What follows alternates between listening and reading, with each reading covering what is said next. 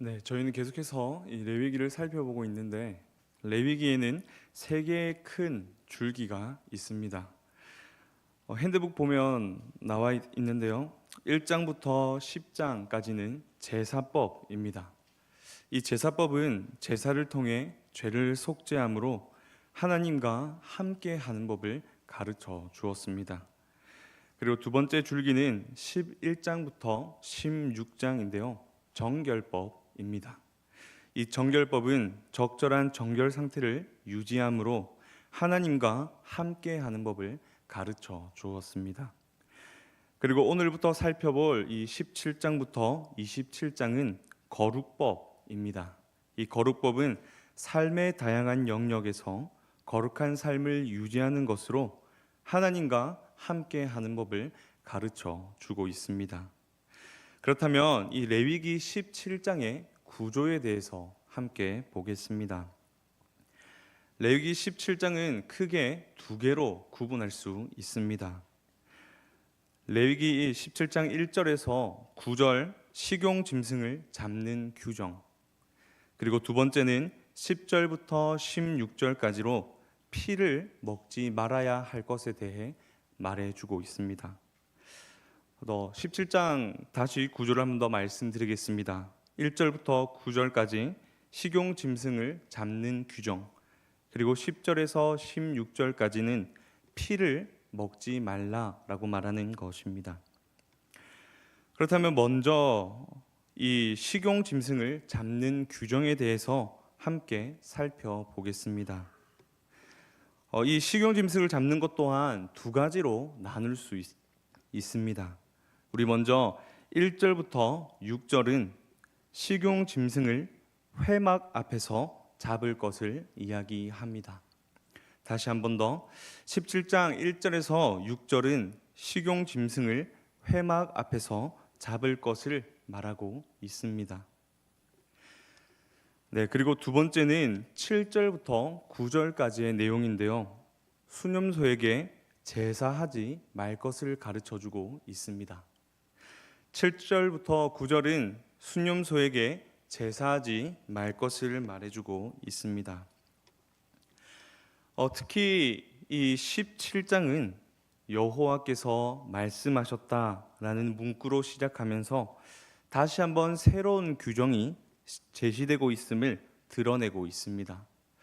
그런데 우리는 여기서 독특한 점들을 발견할 수 있습니다.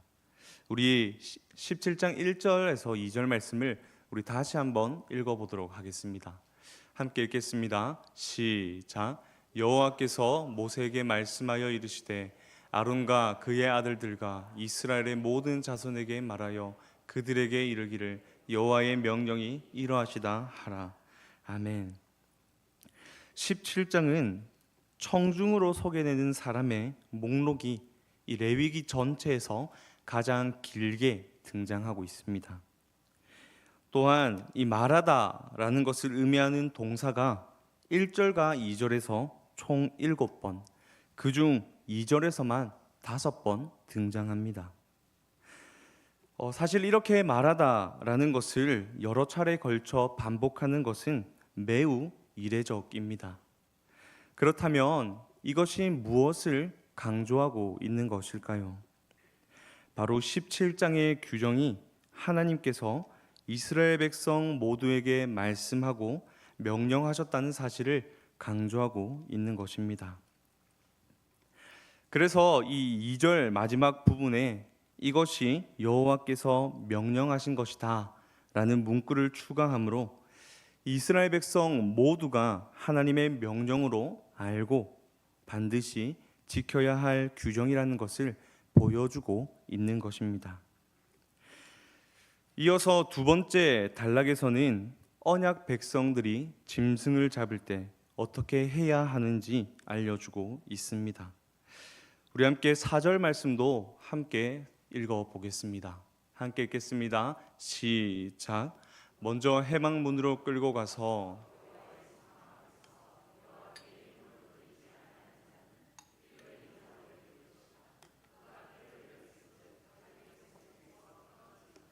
아멘. 4절에서 강조하고 있는 것은 여호와께 예물을 드린다 이것이 아니라 회막문 앞에 있습니다. 5절에서는 그 끌고 나온 제물을 제사장에게 주어 화목 제물로 여호와께 드려야 한다라고 말하고 있죠. 그런데 사실 이 화목제는 다른 제물의 규정보다 상대적으로 관용적이고 예외성 또한 다양하게 허용하고 있습니다. 그래서 레위기 22장 같은 경우는 화목제의 경우 흠 있는 짐승을 바치는 것도 허용하기도 합니다. 그러나 이 17장에서는 짐승을 잡는 장소에 대한 규정을 매우 엄격하게 지키도록 강조하고 있습니다. 우리 핸드북을 한번 살펴보겠습니다. 가로 2번인데요. 짐승을 회막 앞에서 잡을 것입니다. 반드시 회막문으로 끌고 가서 성막 앞에서 여호와께 예물을 드리라고 강조하고 있습니다. 다시 한 번 더 말씀드리겠습니다. 본문은 반드시 회막문으로 끌고 가서 성막 앞에서 여호와께 예물을 드리라고 말하고 있습니다. 그렇게 하지 않으면 피 흘린 자로 간주되어서 그 피에 대한 책임을 지도록 하였습니다. 그에 대한 형벌은 다음과 같습니다. 백성들 가운데서 끊어지게 되는 벌을 받습니다. 가로입니다. 백성들 가운데서 끊어지게 되는 벌을 받습니다. 백성 중에서 끊어진다라는 것은 더 이상 하나님의 언약 백성으로 인정되지 않는다라는 말입니다. 당시 광야 이스라엘 백성들은 하나님의 언약 백성이라는 정체성으로 그곳에 뭉쳐 있었습니다. 그렇기에 죽어서도 조상들의 무덤에 들어가 묻히는 것을 아주 큰 복이라고 생각하였죠. 그런 그들에게 하나님의 언약 백성에서 끊어지는 이 파문의 벌은 사실 살아있으나 죽은 상태로 여겨졌고 가장 무서운 징벌 중 하나로 여겨졌습니다. 그렇다면 우리는 이것을 보고 질문이 들 수도 있습니다. 하나님께서는 왜 이런 엄격하면서도 충격적인 메시지를 주셨을까입니다. 그것이 5절부터 시작하여서 7절에 아주 명확하게 나와 있는데요. 7절 말씀을 우리 함께 보도록 하겠습니다. 함께 읽겠습니다. 시작. 그들은 전에 음란하게 섬기던 순년소에게 다시 제사하지 말지니라. 이는 그들이 대대로 지킬 영원한 규례니라. 아멘. 7절에는 아주 충격적인 내용이 기록되어 있습니다. 이스라엘을 향하여 다시는 음란하게 섬기던 순년소에게 제사를 드리지 말라라고 말하고 있습니다. 여기서 전에라는 단어는 사실 히브리 원문에는 없습니다. 대신 오드라는 단어를 사용하는데 이것은 본문에서 다시는 이라는 의미로 사용되고 있습니다. 이런 순념소 숭배 전통은 그 이스라엘 백성들이 이집트에서 살던 지역인 그 고센의 인근 지역 메데스에서 유행했던 것이었습니다. 이 메데스 사람들은 염소를 오시리스의 영혼으로 생각하면서 아주 음란하게 섬겼다라고 말하고 있습니다. 이것을 그리스 역사학자 헤로도토스가 아주 잘 기록해 있습니다. 우리 한번 앞에 나와 있는 글을 한번 보겠습니다. 제가 읽어 드리도록 하겠습니다. 나는 어떤 이집트인들은 암염소이든 수염소이든 염소를 제물로 바치지 않는다고 언급했다. 그 이유는 멘데스 주민들은 모든 염소들을 경외하였으며 특히 순년소를 숭배하였고 이를 돌보는 자를 특별히 존중하였다. 그 염소들 가운데 하나는 특별하게 숭배되었으며 그 순년소가 죽으면 그 지방 사람 모두가 애곡하였다. 멘데스는 판가 한 염소를 가리키는 이집트어 이름이다.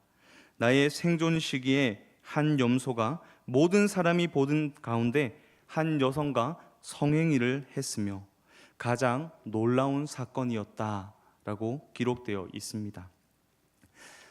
헤로도토스는 자신이 멘데스에 방문했을 때 거기에 많은 사람들이 모여 있었는데, 그 많은 사람들이 모여 있는 광경이 뭐였냐면 한 마리의 순년소와 또 한 사람의 여성이 성관계를 맺고 있는 충격적인 장면이었습니다. 이러한 헤로도토스의 기록은 우리가 레위기 17장 7절의 순년소 우상 숭배에 대한 이해를 도와줍니다. 그렇다면 여러분, 이것이 과연 이스라엘 백성들이 지금도 그렇게 순년소를 섬기고 있다는 뜻일까요? 그렇지 않습니다. 이것은 이스라엘 백성이 현재 그렇게 우상을 섬기고 있다는 말이 아닙니다.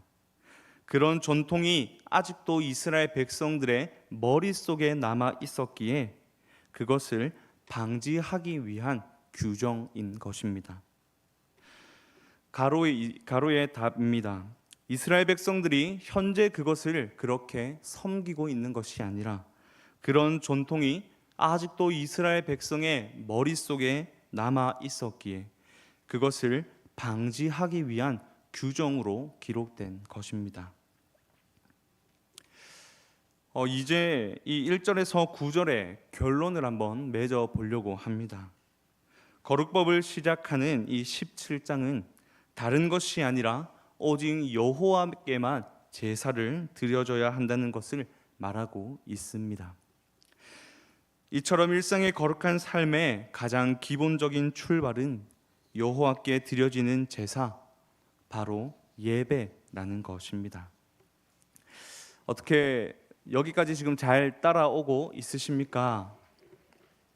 우리 레위기 특히 처음 딱 공부하기 시작했을 때 상당히 조금 막막했던 것 같은데 계속 공부해 보니까 레위기 너무 재밌지 않습니까?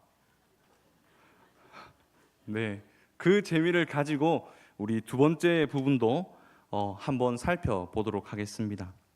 17장의 두 번째 부분은 이 피를 먹는 것에 대한 내용입니다. 우리 10절과 11절 말씀을 읽어보도록 하겠습니다.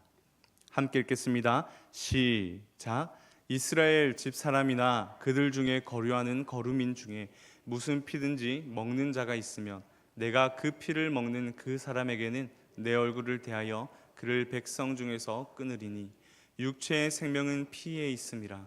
내가 이 피를 너희에게 주어 제단에 뿌려 너희의 생명에 위하여 속죄하게 하였나니 생명이 피에 있으므로 피가 죄를 속하느니라. 아멘. 오늘 본문은 피를 먹지 말라라고 이야기합니다. 그렇다면 본문은 왜 이 피를 먹는 것을 금지하였을까요? 우리 핸드북을 한번 살펴보겠습니다. 육체의 생명이 피에 있기 때문입니다. 우리 첫 번째 답입니다. 육체의 생명이 피에 있기 때문입니다. 11절에서는 육체의 생명이 피에 있다고 말하고 12절로 가면 너희는 피를 먹지 말라라고 말하고 있습니다. 이것을 조금 다르게 표현하면 너희는 피이고 피인 너희는 피를 먹지 말라라고도 할 수 있을 것입니다. 본문이 이 피를 섭취하지 말라라는 것을 강조한 이유는 다음과 같습니다. 생명에 대한 존중은 생명을 창조한 하나님께 대한 존중입니다. 이 피를 먹지 않는 것은 생명을 존중하는 일인데 생명에 대한 존중은 이 생명을 창조한 하나님께 대한 존중으로 이어집니다. 그리고 이러한 존중은 하나님께서 모든 생명의 창조자와 소유자이심을 고백하는 행동으로 연결됩니다. 또한 두 번째 이유는 피를 뿌려 속죄하게 하셨기 때문입니다. 그러나 우리가 이 부분을 살펴볼 때는 조금 주의해야 할 점이 있습니다. 피가 그 자체로 속죄하는 능력이 있는 것은 아니라는 겁니다. 두 번째 부분의 답입니다. 피가 그 자체로 속죄하는 능력이 있는 것은 아닙니다. 피가 이처럼 속죄의 도구가 되는 것은 하나님께서 그것을 통해 속죄하시겠다고 결정하셨기 때문입니다. 이것을 11절의 속죄하게와 속하였느니라가 증명하고 있습니다. 이 두 단어는 모두 미완료 형태로 만들어진 동사로서 피가 속죄 제물을 바치는 사람의 대속물 기능을 하게 하였다라는 의미로 사용되고 있습니다. 또한 우리는 히브리서 4장에서 황소와 염소의 피가 능히 죄를 없이 하지 못한다라고 말한 것을 기억해야 합니다. 제물의 피는 하나님 앞에서 죄를 해결받고 하나님과 관계 회복하기를 원하는 갈망하는 백성들을 위해 하나님께서 허락하신 하나의 속죄 수단인 것입니다. 사실 이런 면에서 피는 비록 내재적인 가치는 없지만 하나님에 의해 부여된 의미와 가치가 있습니다. 그렇기에 피를 함부로 대하지 않고 섭취하지 않는 이 일은 이스라엘 백성들에게 아주 중요한 문제였습니다. 두 번째는 이 피 섭취에 대한 규정의 세분화입니다. 우리 13절에서 15절 말씀 조금 길지만 함께 살펴보도록 하겠습니다. 함께 읽겠습니다. 시작. 모든 이스라엘 자손이나 그들 중에 거류하는 거류민이 먹을 만한 짐승이나 새를 사냥하여 잡거든 그것에 피를 흘리고 흙으로 덮을지니라. 모든 생물은 그 피가 생명과 일체라. 그러므로 내가 이스라엘 자손에게 이르기를 너희는 어떤 육체의 피든지 먹지 말라 하였나니 모든 육체의 생명은 그것의 피인즉 그 피를 먹는 자는 끊어지리라. 또 스스로 죽은 것이나 들짐승에게 찢겨 죽은 것을 먹은 모든 자는 본토인이거나 거류민이거나 그의 옷을 빨고 물로 몸을 씻을 것이며 저녁까지 부정하고 그 후에는 정하려니와. 아멘. 이 피 섭취에 대한 규정 또한 두 부분으로 나눌 수 있습니다.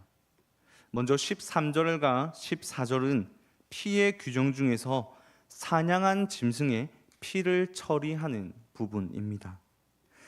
이때는 피를 빼내고 흙으로 덮으라고 명령하고 있습니다. 사냥한 짐승의 피를 처리할 때는 그 짐승의 피를 모두 빼내고 그 피를 흙으로 덮으라고 명령하고 있습니다.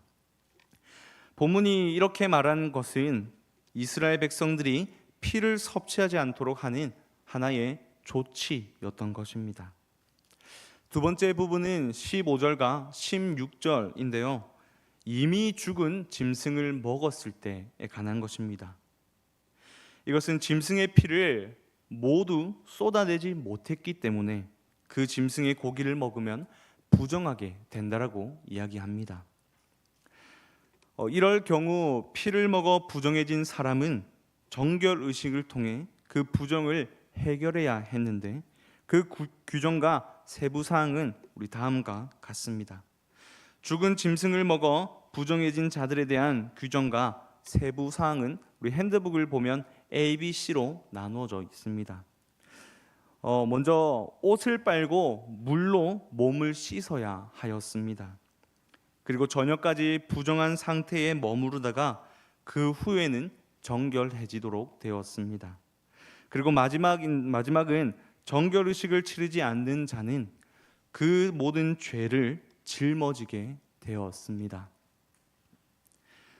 정결의식을 치르면서 부정을 해결해야 했는데 이 정결의식을 치르지 않는 자는 그 피를 흘린 죄를 짊어지게 되었습니다. 이렇게 17장 본문에 대한 내용은 모두 마무리가 되었습니다. 그렇다면 우리는 이 레위기 17장을 어떻게 우리의 삶 속에서 적용해 갈 수 있을까요? 결론적으로 말씀드리면 언약 백성은 거룩한 삶을 살아야 한다라는 것입니다. 그러기 위해서는 두 가지를 알아야 합니다. 먼저 우상 숭배를 조심해야 합니다. 거룩한 삶을 살기 위하여 조심해야 될 두 가지입니다. 우상 숭배를 조심해야 합니다. 우리가 너무나 잘 알고 있는 웨스트민스터 소유리 문답은 우리의 제일된 목적이 하나님을 영화롭게 하고 영원토록 즐거워하는 것이라고 말합니다. 우리는 하나님을 섬기기 위한 자들이라는 것이죠. 그러나 우리는 어떻습니까? 하나님을 섬긴다고 말하고 있지만 하나님보다 중요하게 생각하고 있는 것이 없으십니까? 또한 하나님이 원하시는 예배가 아니라 내가 원하는 예배만을 드리고 바라고 있진 않습니까? 오늘 본문은 그런 모든 것들이 우상 숭배라고 이야기하고 있습니다. 또한 팀 켈러 목사님은 이 우상 숭배에 대해 이렇게 이야기합니다. 내가 그것을 가지면 내 삶에 의미가 있을 것이고 내가 가치 있는 존재임을 알 것이며 내가 중요하고 안전하다는 느낌을 가질 것이다. 우리는 무엇으로 안전함을 느끼고 있습니까? 무엇으로 내가 가치 있는 자임을 느끼고 생각하고 깨닫고 있습니까? 레위기 17장은 이러한 질문에 대한 답을 우리에게 줍니다. 바로 하나님만이 온 세상의 유일한 신이시고 예배받기 합당하신 분이라는 것입니다. 두 번째 우리가 알아야 할 것은 속죄는 하나님이 주시는 것임을 알아야 합니다. 다시 한 번 더 말씀드리겠습니다. 속죄는 하나님께서 주시는 것임을 알아야 합니다. 본문은 모든 생물의 생명에 있어서 가장 중요한 것이 피라고 말합니다. 하지만 그것이 자동으로 죄를 대신할 수 있는 것은 아닙니다. 물론 이 제물의 피를 통해 바치는 자의 죄의 속죄를 행하기는 하지만 그것 자체에 어떤 능력이 있기 때문에 그 죄가 속해지는 것은 아닙니다. 하나님께서 그것을 속죄의 수단으로 정하셔서 그렇게 되는 것입니다. 만약 피 자체에 속죄의 능력이 있다면 우리는 지금도 계속해서 피를 흘려 속죄를 행해야 했을 것입니다.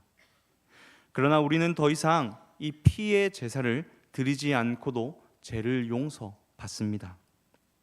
하나님께서 예수 그리스도의 이 십자가 죽음을 단번에 드리는 영원한 제물로 받아주셨기 때문입니다. 이것이 무엇을 말하는 것일까요? 결국 죄 용서는 하나님의 은혜라는 것입니다.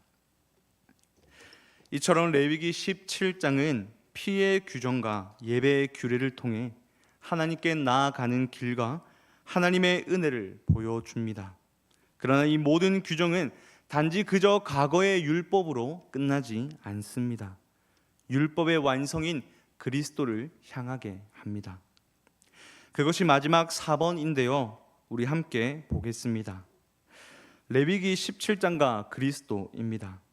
하나님의 말씀대로 오셔서 완전한 순종으로 제물이 되신 그리스도, 우리를 살리기 위해 십자가에서 피 흘리신 예수 그리스도, 그리고 마지막으로 거룩한 산 제물로 드려져야 할 성도입니다.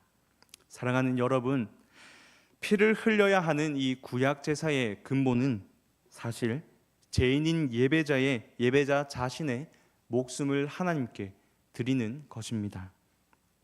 하지만 사람의 목숨은 하나뿐이기에 동물들을 잡아 그 피를 드리게 된 것이죠.